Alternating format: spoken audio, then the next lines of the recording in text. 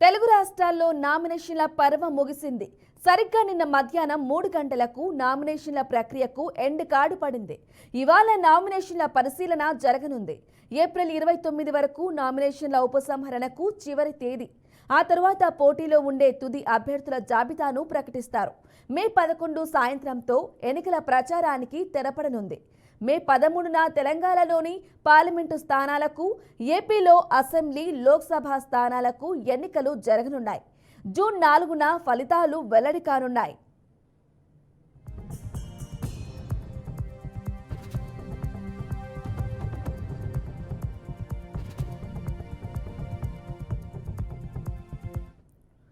ఏపీలో లోక్సభ స్థానాలకు 731 నామినేషన్లు దాఖలయ్యాయి. ఏపీ అసెంబ్లీ స్థానాలకు 4210 నామినేషన్లు ఫైల్ అయ్యాయి.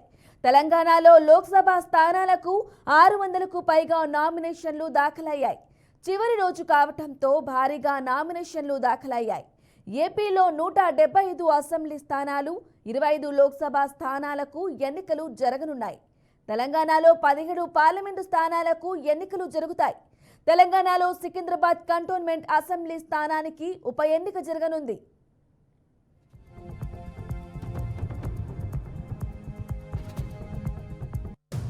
దీనిపై మరింత సమాచారం మా ప్రతినిధి వాసు అందిస్తారు. వాసు, చెప్పండి.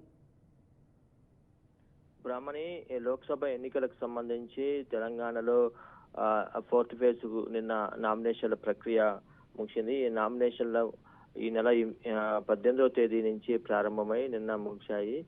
దాదాపు 17 లోక్సభ నియోజకవర్గాల్లో 893 మంది నామినేషన్లు దాఖలు చేశారు. దీంట్లో అత్యధికంగా మల్కాజ్గిరి లోక్సభ నియోజకవర్గం నుంచి 114 మంది నామినేషన్లు వేయగా, ఆదిలాబాద్ నియోజకవర్గంలో 26 మంది నామినేషన్లు వేశారు. అంటే అత్యధికంగా మల్కాజ్గిరిలో, అట్లాగే ఆదిలాబాద్ లో తక్కువ సంఖ్యలో నామినేషన్లు దాఖలు చేశారు. ఇటు సికింద్రాబాద్ కంటోన్మెంట్ ఉప ఎన్నిక కూడా నిన్న నామినేషన్లు ముగిశాయి. అక్కడ 24 మంది నామినేషన్లు దాఖలు చేశారు. ఓవరాల్ గా ఇవాళ ఈ నామినేషన్లకు సంబంధించి పరిశీలన ఉంటుంది.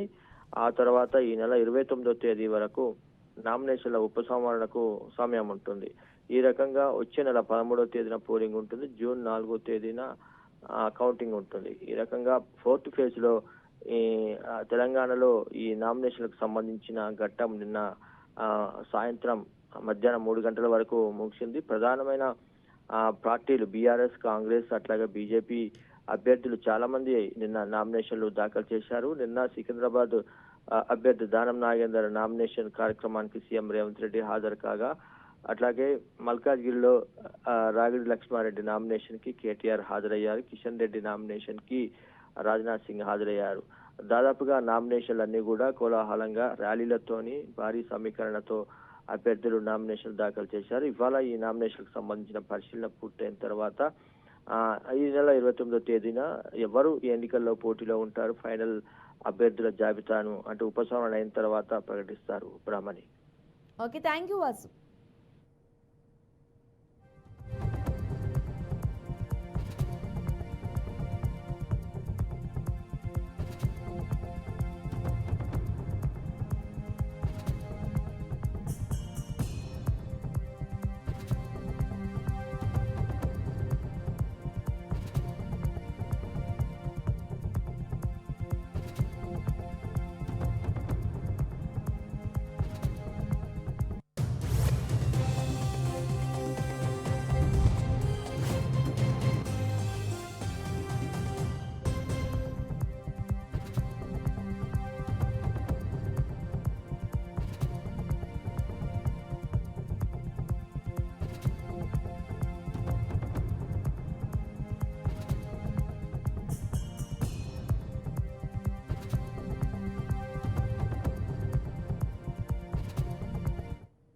ఇదే విషయంపై మరింత సమాచారం అందించడానికి విజయవాడ నుంచి మా ప్రతినిధి ఏడుకొండలు సిద్ధంగా ఉన్నారు.